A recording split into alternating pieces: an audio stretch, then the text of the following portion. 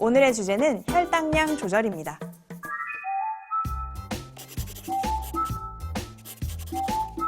자, 이 혈당량 조절에 대해서 공부를 하려면 이 혈당량이 무엇인지부터 같이 정리를 좀 해봐야 될 것 같아요. 그래서 이 혈당량은 이름에서 많은 힌트를 주고 있죠. 그래서 혈액 속의 당분의 양, 근데 당분 중에서도 포도당의 양입니다. 그래서 혈액 속의 포도당 양이다, 이렇게 정리를 하시면 되겠고요.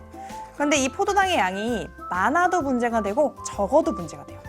그럼 많은 경우에는 어떻게 문제가 되느냐? 여러분들이 잘 알고 있는 그런 질병 중에 하나죠. 당뇨병을 일으킬 수 있습니다.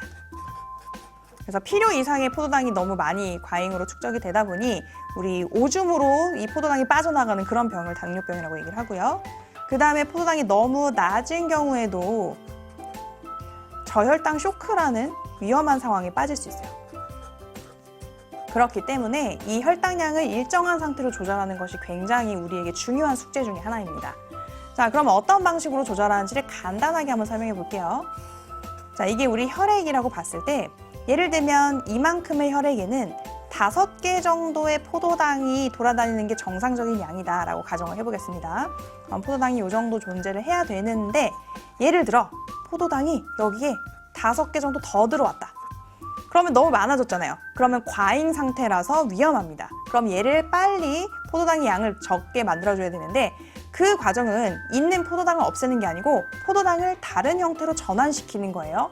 그래서 글리코젠이라는 형태로 전환을 시키게 됩니다. 그게 어떻게 되는 거냐면 포도당은 단당류예요. 지금 그림을 그린 것처럼 하나짜리 독립된 당인데 얘를 이거 여러 개가 엮여서 만들어지는 다당류인 글리코젠으로 바꿔준다는 거죠. 요런 식으로. 이렇게 5개를 묶어버리면 선생님이 처음에 6개를 더 추가해서 그렸나 봐요. 6개를 묶어볼게요. 이렇게 해서 6개를 묶어가지고 글리코젠이라는 다당류를 만들면 여전히 혈액 속에는 포도당, 낱개로 돌아다니는 거는 5개만 돌아다니는 거기 때문에 일정한 상태로 유지가 된다라고 볼 수가 있겠습니다. 근데 반대로 이렇게 돌아다니는 포도당의 양이 3개나 4개로 떨어지게 되면 지금 이렇게 묶어놨던 글리코젠을 분해하면 거기서 또 포도당을 얻을 수 있겠죠. 그래서 이런 전체적인 과정을 통해서 일정한 수준을 유지하게 되는 그런 내용이에요. 자, 그렇다면 여기서는 어떤 부분을 문제로 출제를 하느냐? 오늘은 빈출 내용을 여기서 한꺼번에 다 정리를 해보도록 하겠습니다. 자, 선생님이 굉장히 대충 그린 것 같은 이 장기의 명칭 뭘까요? 얘는 바로 이자라는 장기예요. 그래서 여러분들이 위 근처, 위 아래쪽에 위치하는 그런 장기가 되겠는데 이 이자 안쪽은 많은 세포로 구성이 되어 있지만 그중에서 딱 2종류의 세포를 한번 보겠습니다. 여기 있는 거랑 여기 있는 걸로 위치를 일단 다르게 해서 그려볼게요. 실제로는 이렇게 많이 떨어져 있지 않고 선생님이 그냥 눈으로 좀 구분하라고 이렇게 그려놨습니다. 한 종류는 알파 세포, 한 종류는 베타 세포라고 이름을 붙었는데 얘들은 현미경상으로도 좀 차이가 생겨요. 어떤 형태적인 차이가 있어서 그래서 그렇게 구분할 수도 있다. 알파 세포는 이 혈당량 조절에 관련하는 그런 호르몬 중에서 글루카곤이라는 호르몬을 만들어서 분비하는 그런 세포입니다. 자, 글루카곤은 글리코젠이랑 이름이 좀 비슷하죠? 그래서 이 글리코젠으로 바꿔주는, 글리코젠에 관여하는 그런 호르몬이기 때문에 글리코젠에 관여하는 호르몬 해서 곤으로 끝난다고 생각하시면 되겠고요. 얘는 혈당량을 높여주는 역할을 해요.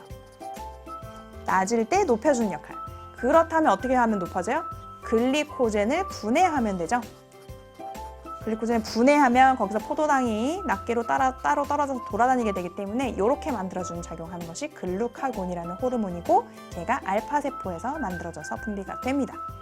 자, 그 다음에 베타세포에서는 얘 짝꿍인 유명한 호르몬 인슐린이 분비가 돼요.